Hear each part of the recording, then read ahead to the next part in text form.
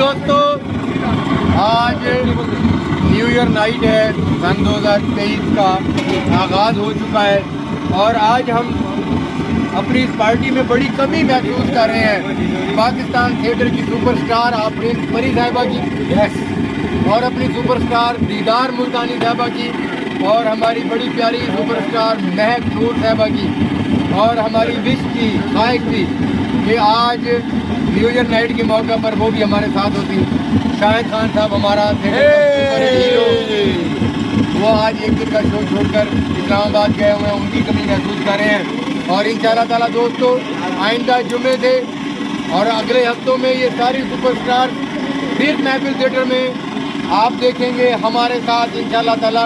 और इस तरह की कई पार्टियां और कई खुशियां आपकी नजर की जाएंगी। और इस वक्त चल रहा है लड्डू पिठी वाले, ऐसे लड्डू है दोस्तों, आपको मुंह में पानी तो आ रहा होगा लेकिन हम खा रहे हैं। न्यू ईयर नाइट है, लड्डू पार्टी है, जलेबी पार्टी है। आ जाओ दोस्तों, लड्डू पिठी वाले थोड़े समझे। और सारी टीम अपने इन आर्टिस्टों को, हमारे प्रोड्यूसर अभी मुझे उनका पैगाम आया है यूसुफ साहब का, यूसुफ साहब भी आपकी परी महक नूर, दीदार मुल्तानी और शाहिद खान को बड़ा मिस कर रहे हैं। इंशाल्लाह हम जल्दी करते हैं।